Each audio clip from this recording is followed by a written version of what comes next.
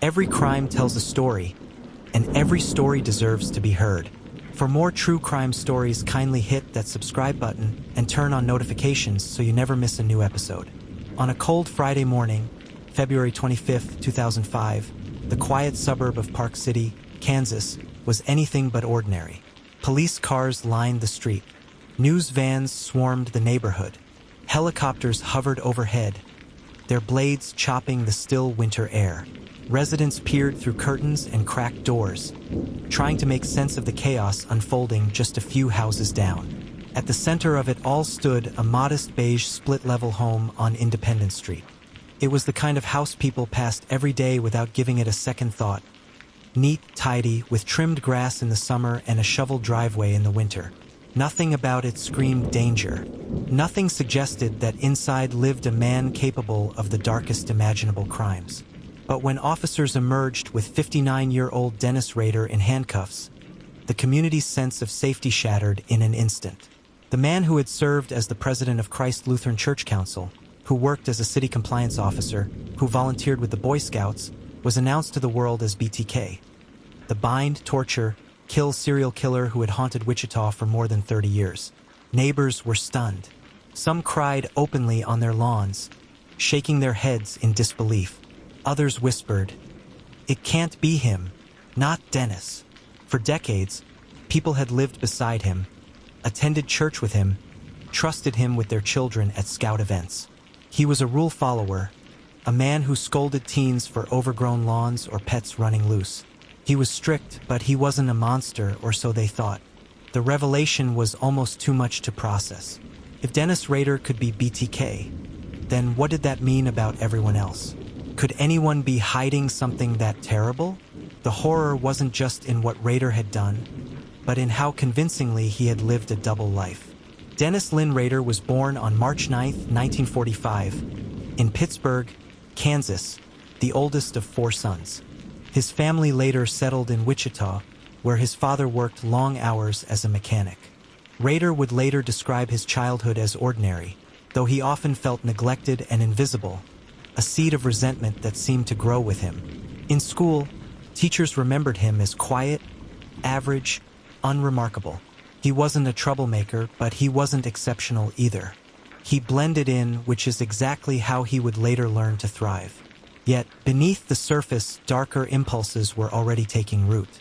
As a boy, he admitted to killing small animals and fantasizing about tying up girls. After high school, he joined the U.S. Air Force, serving from 1966 to 1970. He traveled, learned discipline, and came back to Kansas with a sense of structure. In 1971, he married Paula Dietz, a bookkeeper and devout Lutheran. Together, they built the kind of life that seemed straight out of the American Heartland playbook. They settled in Park City, a working-class suburb of Wichita. Paula worked at a bank while Dennis held a series of jobs at a grocery store, then as an assembler for Coleman Company, later with ADT Security installing alarms. By the late 1990s, he had become a city compliance officer, the man responsible for enforcing housing and pet ordinances. They had 2 children, a daughter in 1978 and a son in 1979. Friends who visited the Rader home saw a family that seemed normal, even wholesome. They went to church every Sunday. They had cookouts in the backyard. Paula kept a tidy house, Dennis handled yard work, and the kids grew up attending local schools. To anyone watching from the outside, this was a family living the suburban American dream. Yet behind the curtains, Rader was feeding a secret life fueled by violent fantasies. To understand how Dennis Rader remained hidden for so long, one must understand the culture of Wichita and its surrounding towns in the 1970s. Wichita was a growing city, the largest in Kansas, but it still carried a small-town feel. Neighborhoods were friendly. Families often knew one another by name. People waved as they passed each other on the street. Kids roamed freely, playing outside until the streetlights came on. Trust was woven into the daily rhythm of life. Church was the center of community, shaping social circles and reinforcing a sense of safety. People trusted their neighbors. They trusted authority figures. And Dennis Rader wore all the right hats. Veteran, church leader, scout volunteer, family man. That's what made the eventual revelations so disturbing. Rader's crimes weren't committed by a shadowy stranger lurking in alleyways. They were carried out by someone who blended seamlessly into the fabric of Wichita life. When the murders began, the city was shocked, not just by the brutality, but by the fact that something like this could happen here. Wichita wasn't New York or Chicago. It wasn't a place where people locked their doors at night or feared random violence. The Otero murders in 1974 changed that forever. On January 15, 1974, the Otero family woke up to an ordinary winter morning at 803 North Edgemore Street. Inside the modest home lived Joseph and Julie Otero and their 5 children. Joseph, a retired Air Force Master Sergeant, was adjusting to civilian life. Julie, a dedicated mother, managed the busy household with patience and love. But that morning, danger came to their door. Dennis Rader had been stalking the family, fascinated by Julie and intrigued by the idea of controlling not just one victim, but an entire household. Armed with a handgun and a plan, he forced his way inside. What happened next was methodical, calculated, and horrifying. Rader tied up Joseph and Julie, then their children, 11-year-old Joseph Jr. and 9-year-old Josephine. He strangled them one by one, relishing the control, savoring the moment. When he left the house, 4 members of the Otero family were dead. The murders stunned Wichita. Police had never seen anything like it. The brutality, the control, the sheer cruelty of the crime sent shockwaves through the community. Who could do such a thing? And why? For Rader, it was the beginning of a pattern.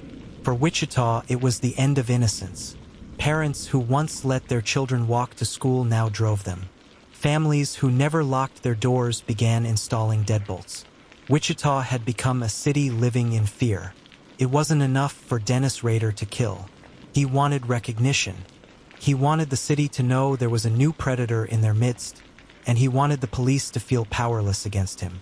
In October 1974, a year after the Otero murders, a typed letter was discovered tucked inside an engineering book at the Wichita Public Library. It contained chilling details about the Otero murders that only the killer could know. The letter ended with 3 haunting letters, BTK. The message was clear. A killer was claiming his crimes, and he wanted a name that would instill terror. Bind, torture, kill became his calling card, and the people of Wichita would never forget it. From that moment, BTK wasn't just a murderer. He was a ghostly figure haunting the city, taunting the police, and feeding his ego with the fear he generated. He continued to send letters over the years, describing his crimes, mocking investigators, and demanding attention. For Rader, the murders were about more than killing. They were about control over his victims, over the community, and even over the narrative of fear itself. The Otero murders left Wichita reeling. In January 1974, the brutal killing of a respected family shook the city's sense of safety to its core. This wasn't the sort of violence people expected in Kansas. New York? Maybe. Los Angeles? Sure. But Wichita. Here, in the heartland, people trusted their neighbors. They left their doors unlocked. They believed the world outside their homes was safe. That illusion evaporated almost overnight. For weeks after the discovery of the Otero's bodies, the air in Wichita carried a weight of paranoia. People bought guard dogs in record numbers. Hardware stores reported deadbolts and chains selling out. Men who once waved casually to neighbors now patrolled their own living rooms late at night, keeping one ear tuned to the slightest sound outside. Mothers tucked their children in with extra care, whispering prayers that the horrors of January would not visit their homes. The Wichita Police Department was under extraordinary pressure. The city demanded answers, demanded an arrest. Detectives worked around the clock, chasing leads that evaporated as quickly as they appeared. There were theories, a burglary gone wrong, a vendetta, a sexual predator. But none fit neatly. Whoever had killed the Oteros had done so with precision, patience, and chilling control. Behind closed doors, the conversation among investigators was blunt. This wasn't just a murderer. This was something else. Predator. A person who enjoyed not only killing, but the process of it. Wichita was about to learn a new vocabulary. words like serial killer, psychosexual, signature behavior. And Dennis Rader, living quietly just a few miles away, was watching the city's panic with satisfaction. For him, the Otero murders had been more than an act of violence. They had been a performance, and the audience was terrified. Most killers try to avoid attention. Dennis Rader craved it. In the months following the Otero murders, the case grew cold. Investigators had few leads, no viable suspects, and a community demanding results. The absence of progress frustrated Rader. He wanted the world to know who had done this, even if they didn't know his name. That October, a custodian at the Wichita Public Library discovered an envelope stuffed inside a book. It contained a letter filled with chilling details of the Otero murders, details never released to the public. The writer described the crime in graphic, intimate language, leaving no doubt he was the killer. At the bottom of the letter were 3 letters that would become synonymous with terror in Wichita: BTK. He explained the initials stood for bind them, torture them, kill them. The message was grotesque, but also revealing. Whoever BTK was, he wasn't just interested in murder. He wanted recognition. He wanted a name and identity, and in a twisted way, he wanted to be remembered. For law enforcement, the letter was both a gift and a nightmare. It confirmed the Otero murders had not been a one-off crime. Wichita had a serial killer, but it also gave the killer exactly what he wanted: attention. The letter was released to the public, and the name BTK spread like wildfire. Newspapers splashed it across front pages. News anchors spoke it in hushed tones. And with each mention, Dennis Rader felt his power grow. The years between 1974 and 1977 were some of the most frightening in Wichita's history. After the Otero murders, residents waited anxiously, wondering if and when BTK would strike again. It didn't take long. In April 1974, only months after the Otero killings, 21-year-old Catherine Bright was found dead in her home. She had been stabbed multiple times and strangled. Her brother Kevin, who had been attacked alongside her, survived despite being shot in the head twice. Gasping for breath, Kevin managed to stumble into the street, alerting neighbors and police. He later described a strange man inside the house, a man he couldn't identify but whose attack was so sudden and calculated that it could only be BTK. Police suspected the connection immediately, but without solid evidence, they couldn't prove it. Still, the pattern was forming: home invasions, control, bindings, and brutal hands-on killing. 3 years later, in March 1977, BTK struck again. His victim this time was 24-year-old Shirley Vian. Rader forced his way into her home, tied her up, and strangled her while her 3 young children cowered in a bathroom, the door tied shut with a cord. The children survived, but the psychological scars would last a lifetime.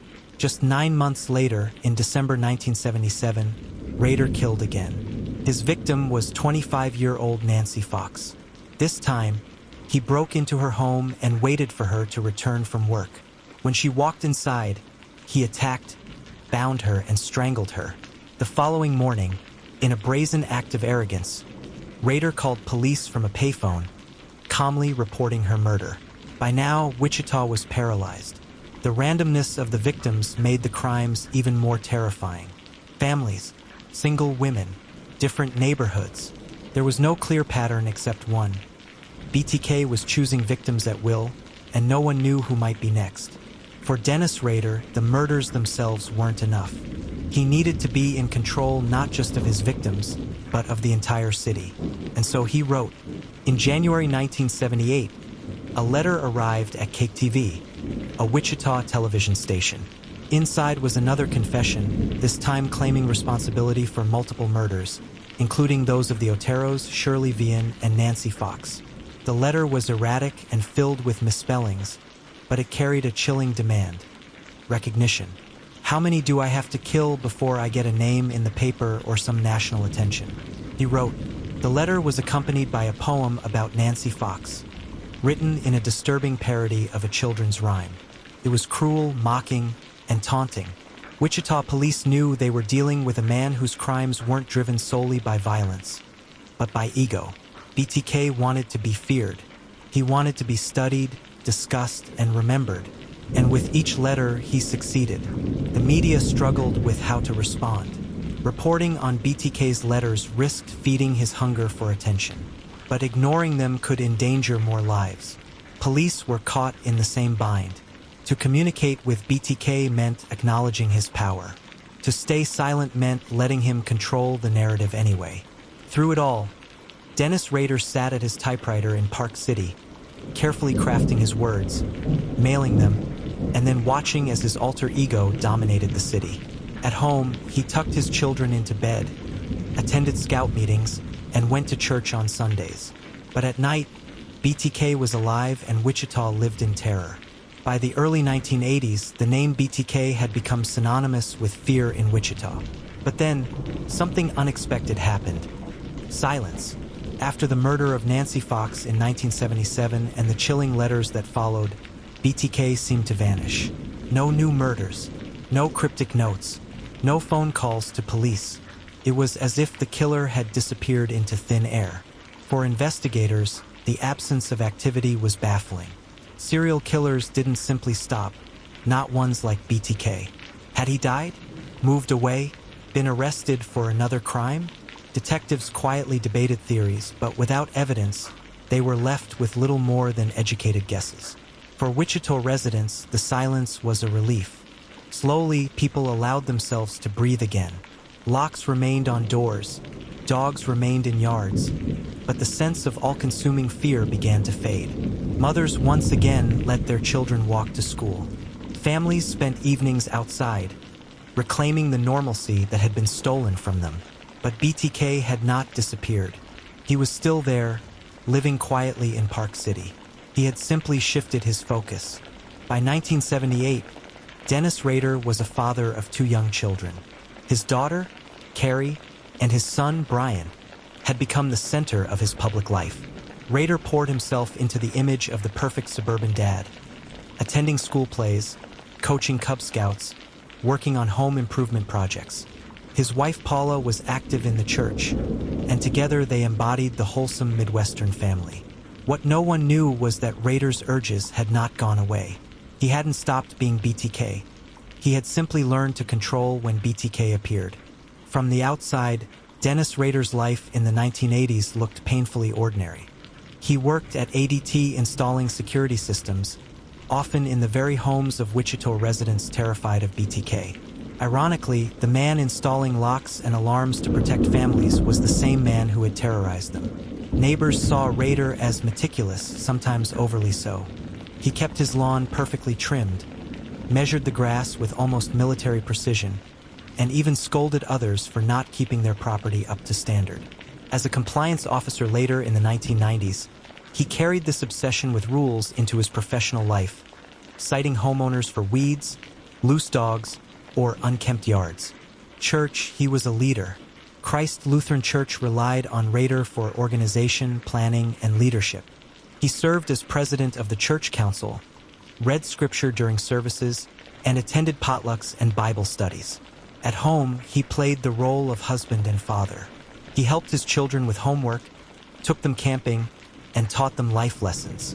His daughter later recalled him as strict but dependable, a man who valued discipline and responsibility. From all appearances, Dennis Rader had moved on from whatever darkness plagued him in the 1970s. He had settled into the comfortable rhythms of suburban American life. But beneath that mask, BTK was alive and restless. Even during the so-called quiet years, Rader never abandoned his obsession. He meticulously documented his fantasies in journals, which he hid away in his home. He created what he called projects, women he watched, studied, and imagined as potential victims. He would follow them from grocery stores, watch them as they returned home, and sketch detailed maps of their houses. He fantasized about how he might break in, how he would bind them, what he would say as he took control. Sometimes, he took photographs of himself in women's clothing, bound and gagged, posing in the ways he had left his victims. These photographs, later discovered by police, showed the depth of his compulsion. Even when he wasn't killing, he was rehearsing. The duality of Rader's life was astonishing. On one hand, He was a suburban father building treehouses and attending school recitals.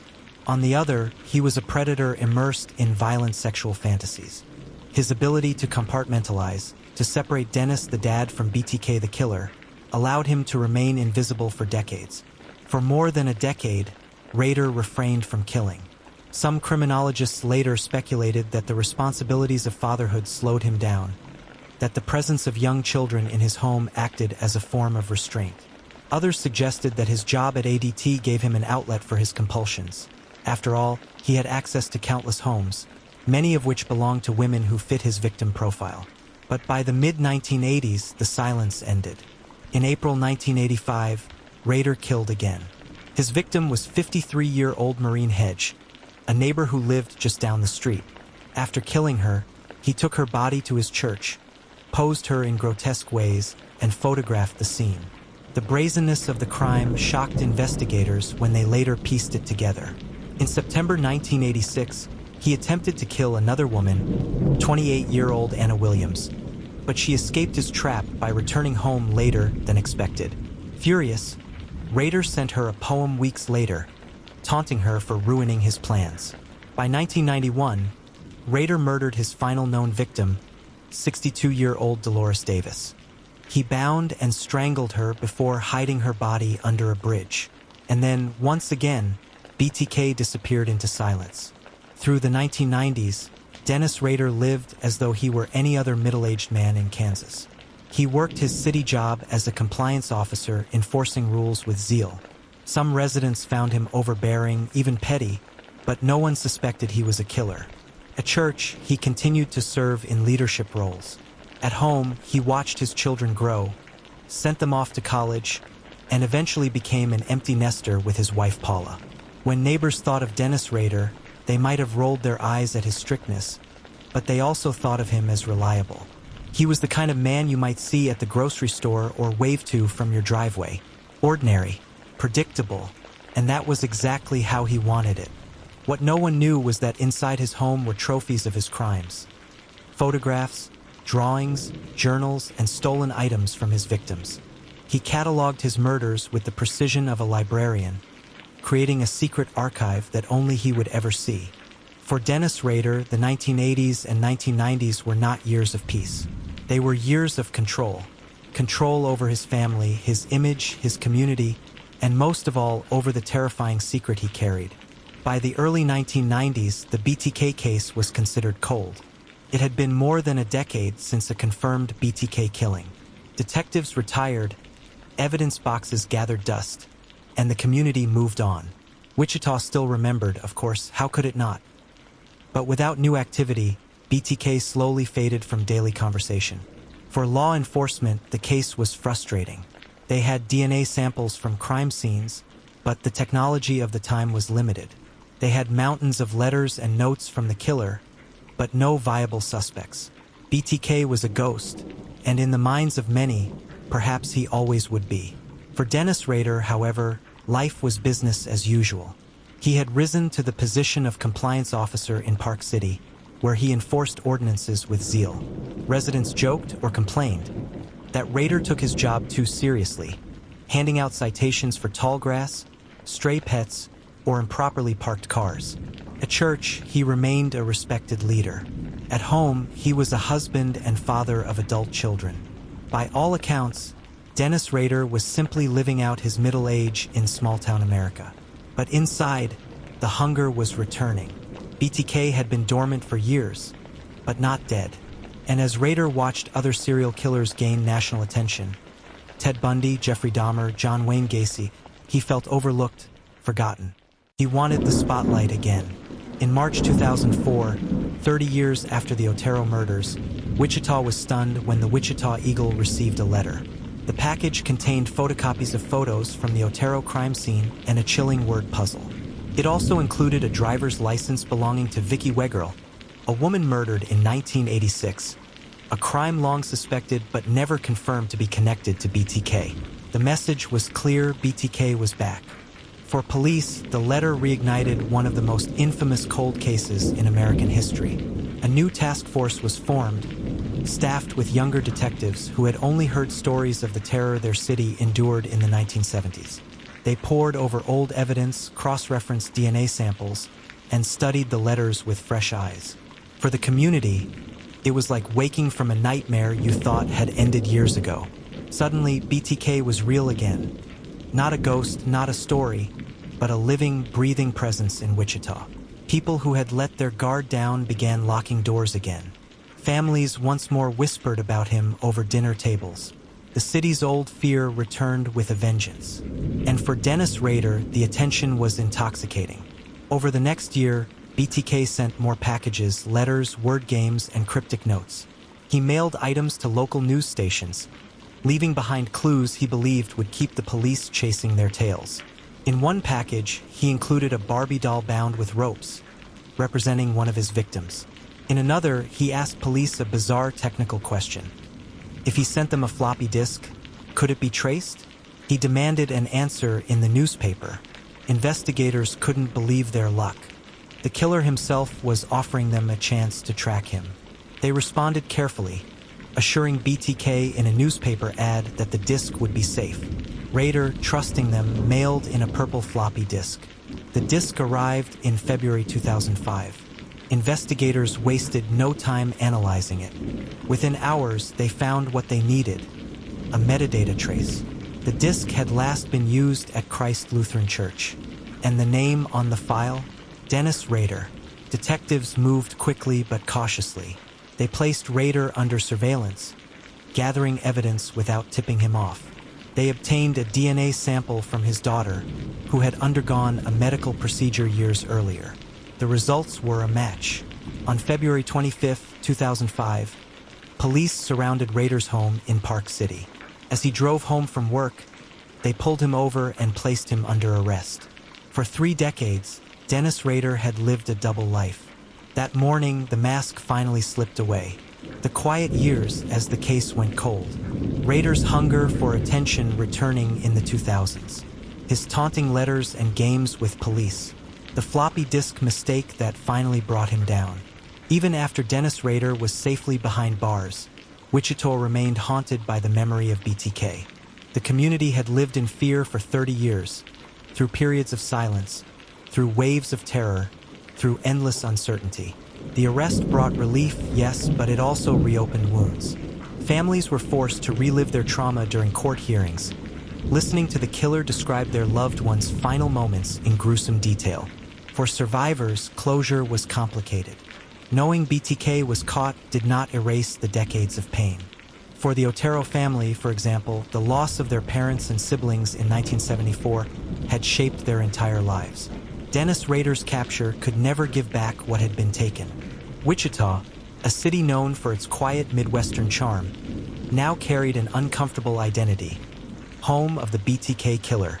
For years, journalists, documentarians, and true crime enthusiasts would descend on the city, seeking to understand how a man like Rader could exist in such an ordinary place. The BTK case reshaped how law enforcement approached serial crimes. Cold case persistence. Rader's capture proved the importance of keeping cold cases active. Advances in DNA technology ultimately played a decisive role, highlighting how evidence must be preserved for future breakthroughs. Criminal profiling. The case became a study in criminal psychology. Rader's need for attention, his obsession with control, and his ability to compartmentalize his life all became key insights for the FBI and behavioral analysts. Community policing. Wichita police were forced to balance public communication with investigative secrecy. The case showed how difficult it is to deal with killers who crave media attention, and how easily law enforcement can be manipulated if not careful. Most of all, the case reinforced a sobering truth. Serial killers are not always drifters, loners, or outsiders. Sometimes they are the people sitting in the pew next to you, or the neighbor trimming his lawn. One of the most enduring questions about Dennis Rader is how he managed to maintain such a convincing double life. On one side, he was a husband, father, church leader, scoutmaster, and neighbor. On the other, he was a sadistic killer who fantasized about control and death. Psychologists point to Rader's ability to compartmentalize, a rare but dangerous mental skill. He built walls in his mind, keeping Dennis the family man and BTK the killer separate. Those around him only ever saw one side, but cracks were always there. His obsession with rules, his authoritarian streak, his cold detachment at home, all hinted at the darker personality beneath.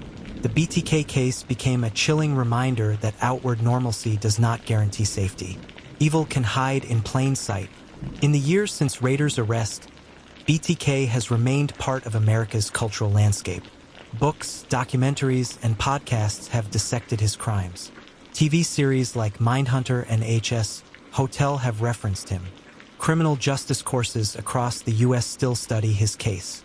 For some, there's a morbid fascination, an attempt to understand how a seemingly ordinary man could commit such extraordinary evil. For others, it's a story of resilience, how families endured decades of fear and grief, yet carried on with their lives. Wichita itself has tried to move forward, balancing the need to remember with the desire not to be defined solely by BTK. Memorials and tributes honor the victims, ensuring they are not overshadowed by the man who stole their lives. More than anything, the BTK case serves as a cautionary tale for America. Vigilance matters. Communities must never assume it can't happen here. Justice can take time. It took over 30 years to bring Rader to justice, but persistence paid off. The mask of normalcy is powerful. Serial killers don't always fit stereotypes. Sometimes they wear the face of respectability. For Wichita, the scars remain, but so does the strength. The city endured its darkest chapter and emerged with a resolve to never forget the victims, even as it continues to heal. Dennis Rader sits in a prison cell in Kansas. Far from the suburban streets, he once patrolled with his mower and clipboard. His days are empty, his power gone, his secrets exposed. But the legacy of BTK is not just about him. It is about the families who lived in fear, the victims who lost their lives, the investigators who refused to give up, and the city that carried on despite decades of terror. In the end, Dennis Rader wanted a name that would never be forgotten. And he got it, but not in the way he hoped. For Wichita, and for America, BTK remains a chilling reminder. Monsters don't always hide in the shadows. Sometimes they hide in plain sight. The BTK case endures not only because of its brutality, but because it taps into something deeply rooted in American culture: the fascination with true crime. From the days of Jack the Ripper to the digital age of Netflix documentaries and podcasts, Americans have long consumed stories of crime not only for information but for meaning. These stories become mirrors, forcing us to confront what safety, morality, and justice mean in our own lives.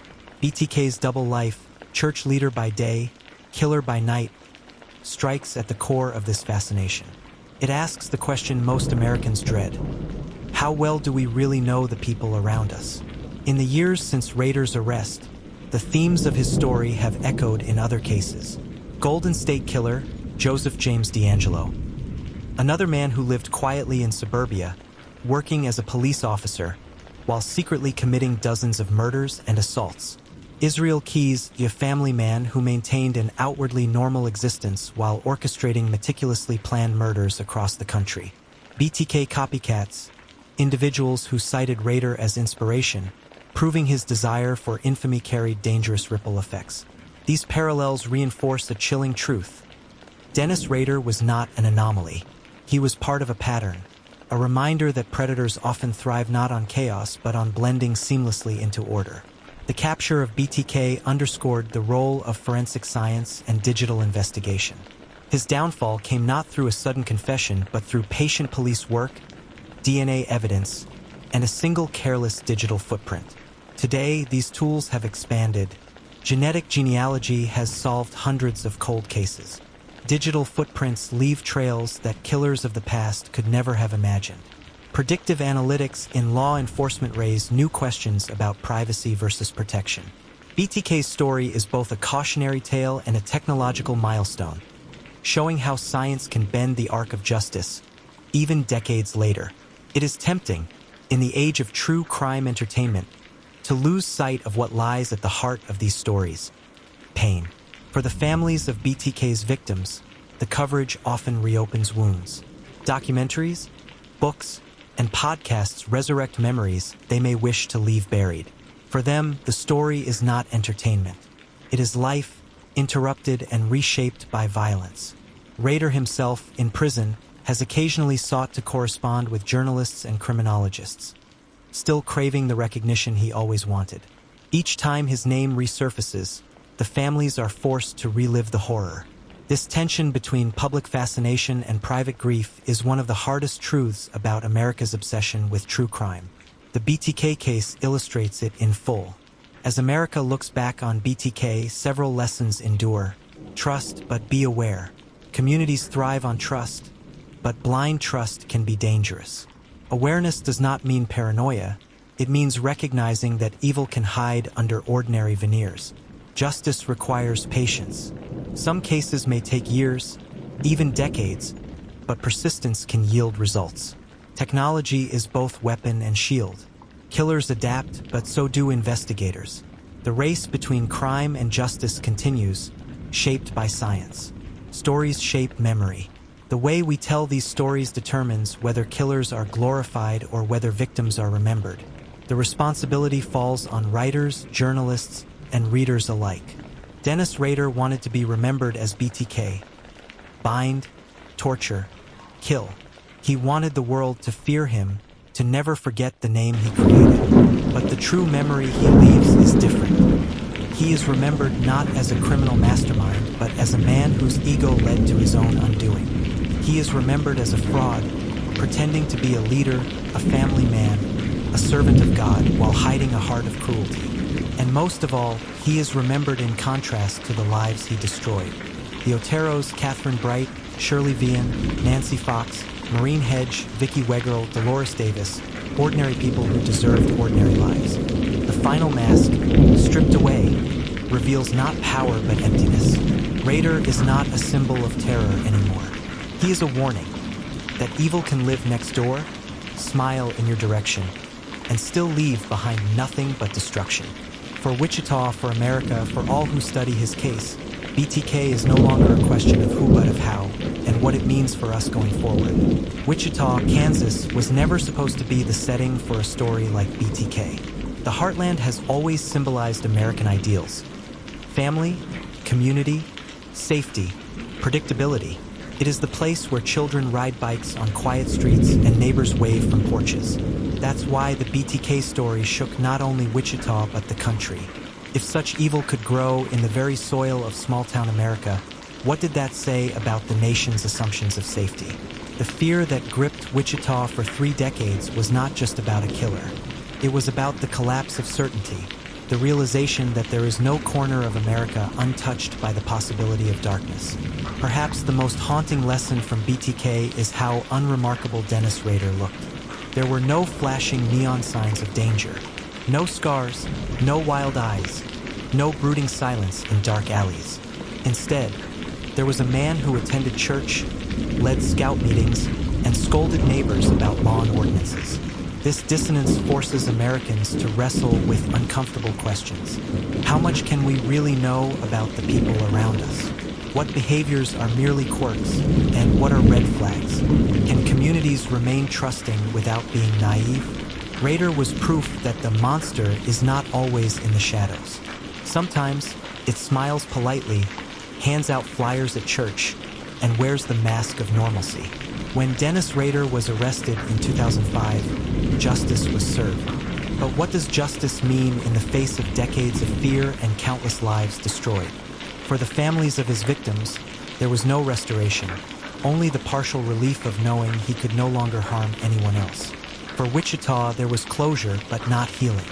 Justice in America often comes late, and in the case of BTK, it came 30 years late. That delay forced a recognition of both the strengths and the limits of the justice system. Strength in its persistence, limits in its inability to fully repair what has been broken. The hardest truth of BTK is that he was not extraordinary. Dennis Rader was not a criminal genius. He was not a mastermind beyond comprehension. He was a petty, arrogant man with violent fantasies, who happened to be meticulous and patient. That ordinariness is what makes him terrifying. He was not a supernatural figure. but a human being who chose evil.